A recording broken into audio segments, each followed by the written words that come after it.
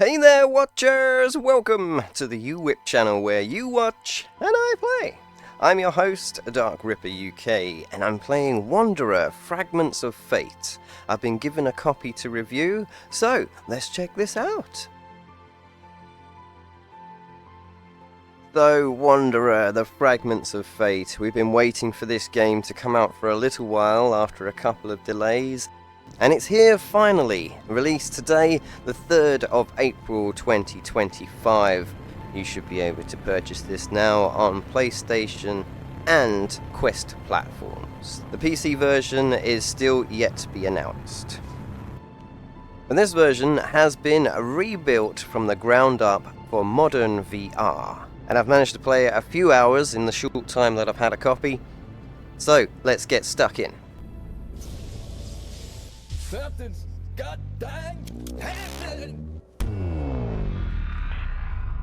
Jumping Jehoshaphat! We're out of this world! So at its core, Wanderer is a time-traveling adventure puzzle game. Think Escape Room meets Quantum Leap, if you're old enough to remember that show. You play as Asher Newman, hopping across different time periods to fix reality, all while solving some really creative, hands-on puzzles. The biggest upgrade here is the physics-based interactions that feel way more natural. In the original game, you were quite limited with movement and some of the interactions. But now, picking up and using items, running, jumping, climbing and swimming all feel a natural part of the game. It's little details like this that add to the full immersion for virtual reality gaming. Hope you weren't expecting me. Your game? God knows what's in these waters. I did have some difficulty with some of the gameplay and interactions, but I feel that these are just minor little bugs that will most likely be patched out in future updates. That'll work. Moving on to the accessibility. From my own personal experience, I've struggled with a lot of games with some of the accessibility features, but this game has made accessibility very simple. There is a seated option, so if you want to play from a seated position, you can select that, and then you can adjust your height manually so that the character is represented as your real life height. There is also a crouch button, which makes it simpler for picking up items lower down, as well as avoiding obstacles and taking cover. As well as there is a teleport grab feature to where you can point your hand at close items, a little circle will highlight over it, and then you can press the grip button to teleport the item straight to your hand. Things like this are quite essential for players like myself and players who prefer to play seated, and it's great that these options are there. Choking our mother's earth with that foul smoke, poisoning our world like those that came before. Come on, lady. Step off your soapbox. What kind of freak show? Look, I wish I had a better way to travel, but stuff is pretty limited around here, you know? Let us pass, please. I'll recycle more, promise. The locomotion options are very solid. The smooth movement and smooth turning work wonderfully.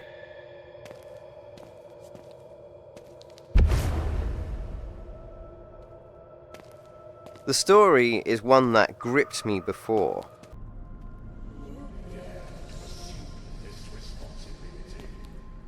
So much so that I played until my headset almost ran out of battery on a few occasions while recording some of this footage. You were supposed to be watching him. Ah, darn it. Sorry, dear. John and I'll find him. He can't have gone far. Not long after starting the game, the story will soon pull you in and grip itself around you as you try and solve the mystery that has now caused the world to be so different from what it once was. I don't want to spoil the story, but it is definitely a step up from the original. The voice acting seems better, the characters feel alive, and the time travel aspects make for some really cool set pieces. Here we go again. 1 minute you're in ancient ruins, and the next, you're in space on the moon. The story is absolutely engaging, as it grips you from the start, driving you to find out what's going on. Dear God. What happened here? Who did this? This moment was meant to be our crowning achievement. And as soon as you start jumping through time and space, well, things get really interesting, and I just felt I didn't want to stop searching and solving the problems to try and get to the end goal. Hello, old friend. This apparatus and I have history. It may not be the item your grandpa told us to find, but it certainly has some part to play on this gala night. So I have encountered a few little issues while playing this review version of the game. To start with, it took quite a few minutes just to load up the game the first time. It took a while to load, just being on the main screen. And then it said it was loading shaders, which took a couple more minutes. But once that's done, loading up the game seems to be quicker every time after that. The fourth and fifth times were really, really quick. I'd say within 20 seconds. I found the weapon collisions work sometimes. As you saw with the bats earlier, I didn't feel that I was making contact with the characters, especially in some of the combat situations. And I couldn't always punch. It was like my forefinger on my right hand would poke out, so I ended up just sort of jabbing this guy in the eyes because I was getting a bit frustrated with not being able to punch properly. And it worked, so I was happy about that. But the combat does feel a little bit off with the fighting. Even with the stabbing too, that didn't seem to always be quite effective, nor did slashing, and it just doesn't feel quite right. It certainly doesn't feel good compared to a game such as Blade and Sorcery or Dragon Fist VR Kung Fu. The combat system just doesn't seem to be built in the same way as those games. So I do believe that needs a little bit of work. I hope that will be improved in future updates. But as it's a very new element to the game, it works brilliantly and it fits in very well to the story and the whole aesthetic of the game. I enjoyed how the knives work when they worked. Throwing them seems to have like a lock-on effect, where you can see here it curves slightly as it flies towards the bandit's head.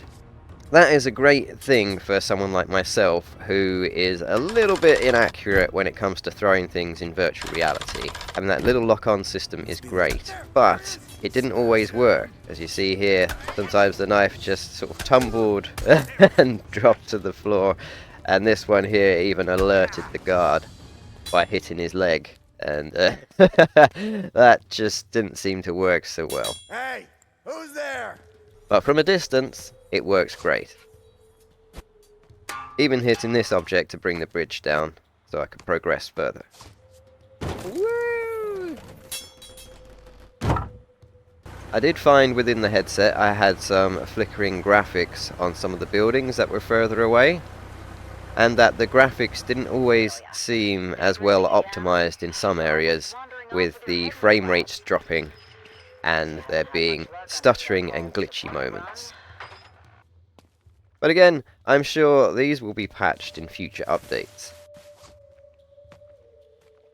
I was a little disappointed with the quality of the water, as playing on the PC version previously, there is a huge difference. Obviously, the PC version is always going to look much, much better, but for a game that's a few years old now, this still looks absolutely fantastic.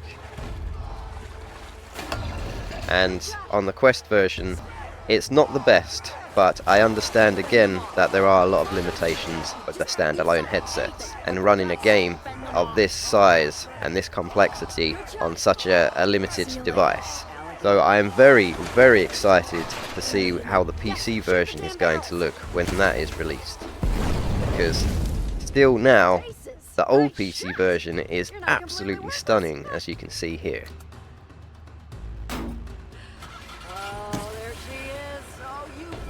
Keep an eye out for anything you think could serve as another antiquity fragment. These are the crumbs of a tastier morsel, which in turn is but a plate at the banquet of our, or rather the world's calamity.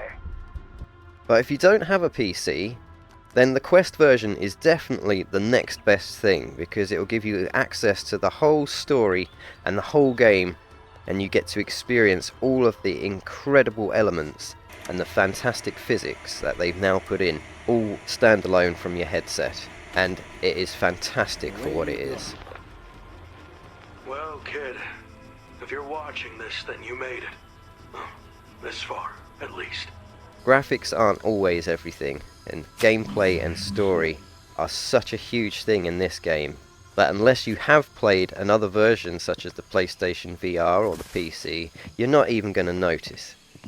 The story, the puzzle solving elements, and all the little new additions are absolutely brilliant, and it's completely gripping to play from start to finish.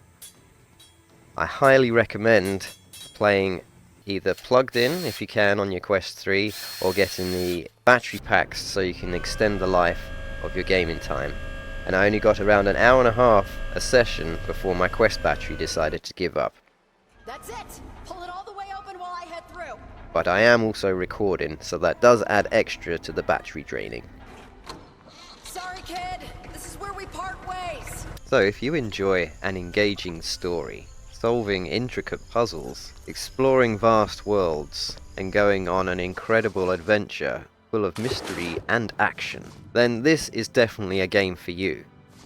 But if you have a PC, I'd definitely recommend holding on until the PC version is released, as that will most definitely be in a higher graphical quality, if that's something you're looking for. Or PSVR 2 version will also be graphically incredible.